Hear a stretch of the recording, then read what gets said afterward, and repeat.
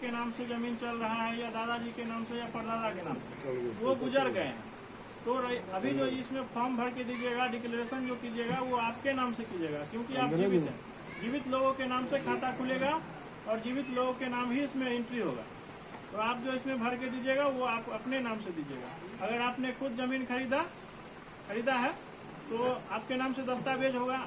आप शेयर में जमीन खरीदे हैं भाइयों के साथ, बहन के साथ, किसी के भी साथ, तो इनमें सभी का नाम इसमें भर के वो आपको दस्तावेज लगा के देना होगा। ये इसके बाद आता है 2 नंबर कॉलम, इसमें होता है अस्थायी पता।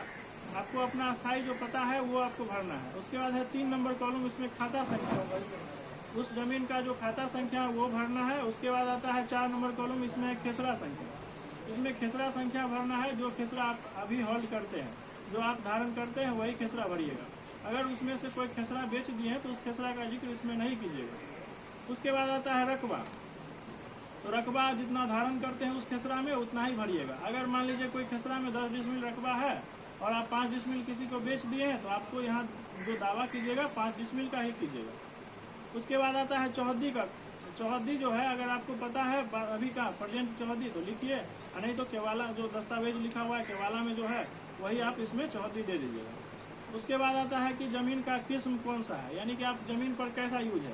जैसे ये जमीन आवासीय है, इस पर हम लोग आवास कर रहे हैं, आप लोग आवास कर रहे हैं, हम लोग रैयत हैं आवास कर रहे हैं, तो ये आवासीय जमीन हो गया। कोई गड्ढा है तो आप गड्ढा लिखिएगा, जिसमें 2 फसला है 2 फसला लिखिएगा, 1 फसला है तो 1 फसला लिखिएगा। किसी जमीन पर इंडस्ट्री है तो इंडस्ट्री उसमें लिखिएगा। तो ये आपको जमीन का किस्म यहाँ पर लिखिएगा, तो ताकि पता चल सके कि किस तरह का जमीन है, यूज क्या है, ये आप दावा कीजिएगा। उसके बाद आता है आपका जमीन का किस्म हो गया। शेष को छोड़कर लगान। शेष को छोड़कर लगान आपको इतना ज़्यादा इम्पोर्टेंट नहीं है। ऐसे रसीद में लिखा रहता है कि 10 रुपया लगान है, शेष रोड शेष ये सब स्वास्थ्य